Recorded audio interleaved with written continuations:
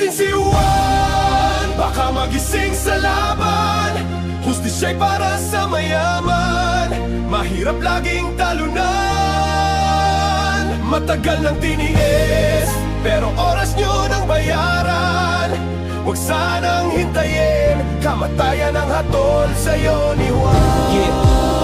Ito ang kwento ng bawat Pilipinong naiwan ang tinig ng mahihirap. Ang laban ni Juan habang sila'y nakaupo sa kanilang upuan. Mga tao'y nagdurusa at nakabaon sa utang. Tayo'y magsama-sama, tumayo at lumaban. Nilaban ng hustisya para sa kinabukasan. At ito ang inyong tandaan. At huwag niyong kalimutan, huwag niyong galitin si Juan. Sa kanto naglalako, piso-piso lang ang kita, habang ang mga buhaya milyon-milyon ang binulsa. Pag mahirap ang nagkasala, kulong agad sa selda. Wala na bang pag-asa? Nasaan ang hustisya? Mga bata walang gatas, tinitiis ulam na asin. Pero ang mga anak nila sa ibang bansa nagsha-shopping. Bakit ganito ang mundo? Bakit laging dihado? Si Juan ang lumikha, pero si Juan din ang ginago. Bakit ba kasi hindi kayo makontento? Pagod ng ordinaryong tao ang puhunan ng yaman nyo. Bawat luha ng ina, bawat gutom na bata, katarungan ng sigaw, buksan ng pinto ng hustisya. Flood control sa sapa, inanod na ng baha. Kawawa ang mamamayan sa bulok ninyong sistema. Nalubog kayo sa buwis ng mamamayan, pero si Juan lubog na sa baha, baon pa sa utang. Mga kontraktor ng kalsada, puro palpak ang gawa. Bilyones ang kinita, lubak-lubak pa rin ang daan ng masa. Mga kasabot na opisyal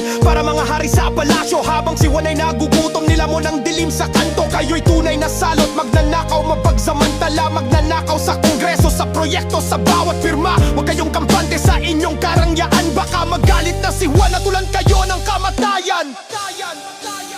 Huwag mong galitin si Juan, baka magising sa laban.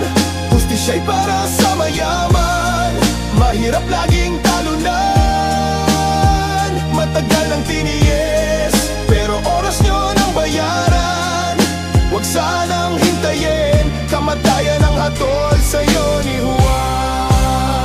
Kung walang magnanakaw sa kaban ng ating bayan, eskwela'y puno ng libro, guro'y may dangal, magsasakay may patubig, ani sagana, manggagaway may sahod na sapat sa pamilya. Kalsada'y maayos, ospital ay kumpleto, batay nag-aaral, hindi nagugutom sa kanto. Sa halip ng bulsay, sariling inambag, yaman ng bansay sa tao na ilatag. Kung wala sanang korupsyon at gobyerno ay tapat, serbisyo'y mabilis, bawat tao'y may sapat. Kabataan may pag-asa, pangarap ay abot, hindi na kailangang mangibang bayan at matakot. Kalayaan ay dama, tiwala ay buo, batas ay pantay-pantay, wala na ang kalbaryo. Kung ang pondo ng bayan ay di na nilustay, Pilipinas ay taas noo, may tagumpay. Paninililay darating, di mo kayang takasan, dugot pawis ng bayan, ito'y inyong bayaran. Mga kasinungalingan mo'y isa-isang babalikan, sa dulo ng kwento lalabas din ang katotohanan.